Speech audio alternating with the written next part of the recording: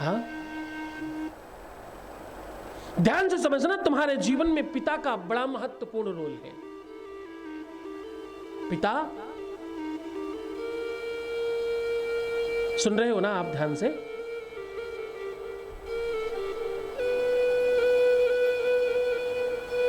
पिता, पिता संपूर्णता का भी नाम है।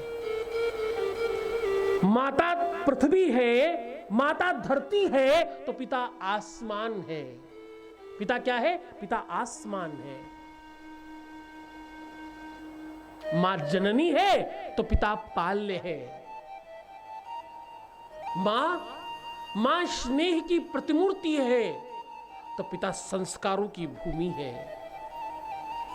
पिता के रक्त का एक एक कतरा तुम्हें श्रेष्ठ बनाने में लग रहा है। पिता के पूरे जीवन में उसने और कुछ नहीं किया तुम्हें देखने के बाद।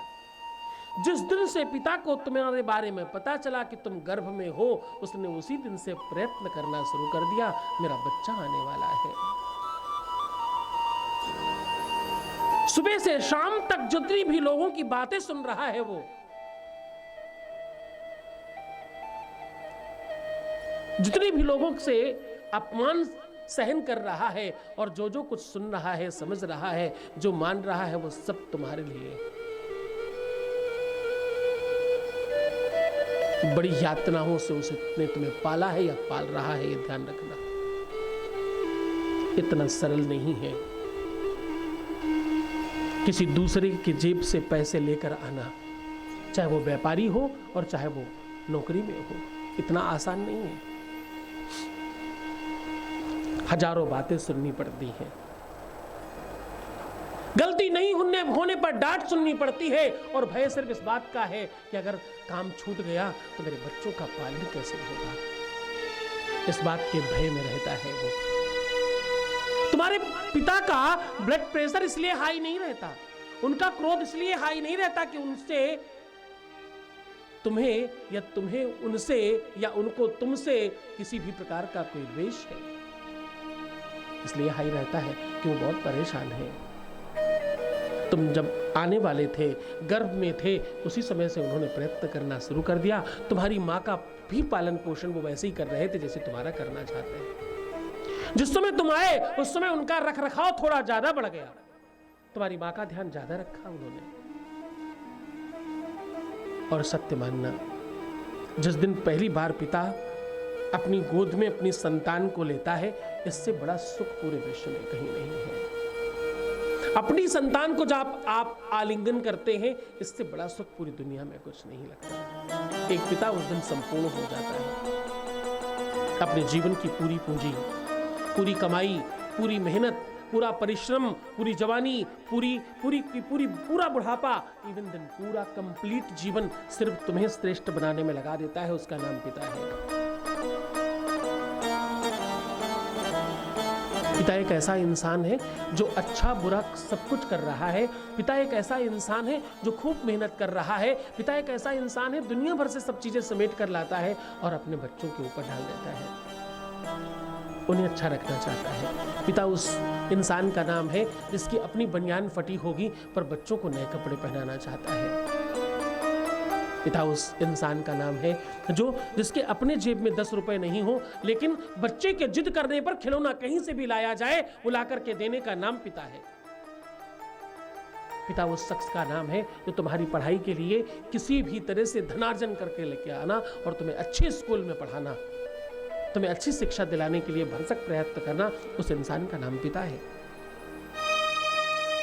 पिता उस इंसान का नाम है कि खुद चाहे अपने जीवन में कभी भी पिज्जा और बर्गर कैसे बनता है ये ना देखा हो, लेकिन तुमको खिलाने के लिए लेकर के गया है रेस्टोरेंट में। भले ही एक ही पीस तुमको दिला पाया, लेकिन उसने तुमको खिलाया है। उसका नाम पिता है। पिता उसका नाम है जो बड़े होटल के बाहर गार्ड बनकर बैठा है, लेकिन अपने बच्चों को चाहता है अंदर चले जाए किसी तरह से। एक बार मैं बड़ी भारी बिल्डिंग में काम करता हूँ, बच्चों को अंदर से दिखाना चाहते हैं। खुद हमेशा बाहर रहे हैं, लेकिन कभी अवसर लगे तो बच्चों को अंदर ला करके अंदर की चीजें दिखाना चाहते हैं। उसका नाम पिता है। पिता उस इंसान का नाम है जो खुद तो पैदल चलकर आ जाता है कि 10 रुपए बच जाएंगे हमारे, पर अपने बच्चों को अपनी गोद में, अपने कंधे पर, अपने सर पर बिठा कर ले जाना चाहता है। उसका नाम पिता है। ध्यान रखना, पिता सिर्फ एक इंसान नहीं है। पिता चलती फिरती एक मशीन है। 24 घंटे सुबह दोपहर शाम जो काम कर रहा है उसका नाम पिता है। पिता को तुम्हारी हर बात की चिंता है। तुम्हें उसकी चिंता हो ना हो, उसे हर बात की तुम्हारी चिंता है। तुम्हारी पढ़ाई, तुम्हारी लिखाई, तुम्हारा नौकरी, तुम्हारी चाकरी, तुम्हारा संतान, तुम्हारा विवाह, तुम्हारी दुनिया भर की सब चीजों का अगर किसी को सबसे ज्यादा चिंता है वो तुम्हारे बाबूजी हैं, तुम्हारे पिता है।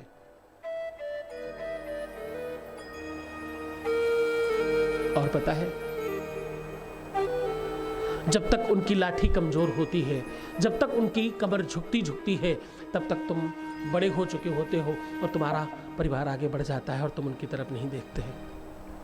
जरा ध्यान से सुनना कि उस पिता पर कैसा बीतता होगा।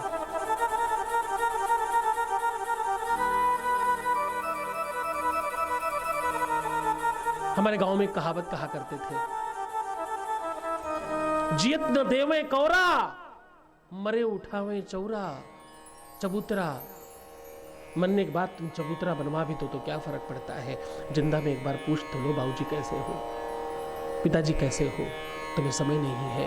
तुम्हारा व्हाट्सएप, तुम्हारा मोबाइल और तुम्हारा ये सोशल मीडिया तुम्हें तुम्हारे पिता से मिलने नहीं दे रहा है। तुम्हारे माता पिता के लिए तुम्हारे पास समय नहीं बचने पा रहा है। सच बताना, तुम बिजी हो या बिजी विदाउट वर्क हो? तुम बिजी विद वर्क हो या बिजी विदाउट वर्क हो? बिजी विद सोशल मीडिया या busy with actual work? Actual working कितनी है और तुम्हारी अपनी निजी वर्किंग कितनी है? अगर आप डिफरेंशिएट करोगे तो आप पाओगे कि आप बहुत गलत हो। सब करना शिव भक्तों, अपने पिता को दुख मत देना। अपने पिता की आन मान शान सम्मान सब कुछ हो तुम। उन्होंने अपने जीवन में क्या कमाया, क्या बनाया, क्या किया? जब तुम कुछ पूछते हो तो खुद को पकड़ कर ले जाना और आईने के सामने खड़ा कर देना, उन्होंने ये बनाया है।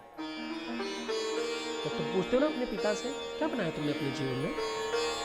बहुत सारे बच्चे कहते हैं अपने पिता को, इन्होंने अपने जीवन में किया ही क्या है, ये तो सब बेकार काम करते रहे। इन्होंने तो दूसरों पर विश्वास करके सब सर्वनाश किया, सत्यानाश कर दिया है, पूरे घर का, पूरे परिवार का, पूरे खानदान का सब कुछ खराब कर दिया है इन्होंने। जब तुम्हें इस प्रकार के प्रश्न आए तो अपने को ही कस के पकड़ना और खींच कर ले जाना आईने के सामने और बोलना ये बनाया है उन्होंने, तुमको बनाया है उन्होंने। तुम जैसे भी हो ना, उन्होंने ही जन्म दिया है तुम्हें, और इस लायक भी उन्होंने बनाया कि तुम ये बात पूछ सको। इतना बड़ा बुद्धिमान बनाया है तुम्हें कि तुम उनसे ही ये बात पूछ सको। उन्होंने ऐसा पेड़ लगाया है जिसके फल नहीं मिलेंगे, उसके बड़े बड़े कांटे उनके मुंह के अंदर घुस जाएंगे। ऐसा पेड़ लगा दिया है उन्होंने गलती से। शिव भक्तों, ध्यान रखना, पिता का सम्मान विश्व में सर्वश्रेष्ठ सम्मानों में से है। तुम दूसरों को सर करते हो ना, दूसरों के सामने हाथ पैर जोड़कर खड़े होते हो ना कुछ चंद पैसों के लिए। इतने पैसे दिए हैं उन्होंने तुम्हें, इतने ज्यादा पैसे दिए हैं तुम्हारे को, और तुम्हारे ऊपर इतना ज्यादा खर्च किया है कि तुम जीवन भर भी अपना सर झुका के रखो तब भी कम पड़ेगा। अपना सर पकड़ना बालों से और खुद को उनके चरणों में दबा कर रख देना, तब भी कंप्लीट नहीं होगा ये। इतना कुछ दिया है उन्होंने, तो ध्यान रखना। पिता अभिमान है तुम्हारा, पिता आत्मा है तुम्हारी, ध्यान रखना ये बात। तुम्हारे शरीर की चमड़ी में जितना भी कुछ है ना, वो सब पिता ने दिया है तुम्हें। तुम्हारे जीवन में जो पहला निवाला तुम्हारे पेट में गया वो पिता कमा कर लाया था। तुम्हें खिला के, पिला के, पढ़ा कर, लिखा के इस लायक बनाया कि तुम इतनी बड़ी बड़ी बातें कर सको, ये सब पिता ने दिया है तुम्हें। भक्तों, ध्यान रखना, पिता से बड़ा कोई नहीं होता। पूरी दुनिया में सारे नाते रिश्ते अपनी जगह हैं। तुम्हारी गर्लफ्रेंड, तुम्हारा बॉयफ्रेंड इतना बड़ा कभी नहीं हो सकता जिसके लिए तुम मर रहे हो, जिसके लिए तुम रो रहे हो, जिसके लिए तुम इतना ज्यादा परेशान हो, जितना बड़ा तुम्हारा पिता है।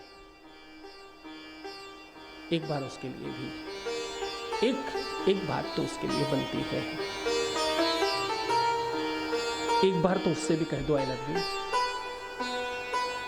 तुम जिस भाषा में कह सकते हो, एक बार उसे भी तो कहो कि मैं तुम्हें बहुत प्रेम करती हूं या करता हूं। तुम्हें मालूम है वो तरसते हैं ये सुनने के लिए। तुम जिन्हें बोल रहे हो, जिनसे सुनना चाहते हो, वो सब 50 जगह और भी सुन रहे हैं और बोल रहे हैं। तुम्हारा बाप से तुमसे सुनना चाहता है। एक बार बोलकर देखना कितना आनंद आएगा। इस बार जब घर जाना तो अपने बाबूजी के, अपने पिता के, अपने डैडी के, अपने पापा के, तुम जो कहते हो उनके गले लग जाना और उनके सर पर एक बार मत्था रखकर रगड़ देना। तुम्हारी जान कसम, रो न दे तो मेरा नाम बदल देना। पिता तुम्हारा एहसास समझता है। पिता वो है तो तुम्हारे जीवन को बहुत बड़ा बना देता है। पिता का आशीष तुम्हें जीवन में श्रेष्ठ करता है। तुम भगवान के मंदिर कभी न जा पाओ, कोई बहुत बड़ी बात नहीं है, लेकिन पिता के चरणों में अपना सर जरूर झुकाना। उसका आशीष, उसका आशीर्वाद देवताओं से ज्यादा बड़ा है। गुरु पिता दूसरे नंबर पर आता है, पहले नंबर पर अपना पिता आता है।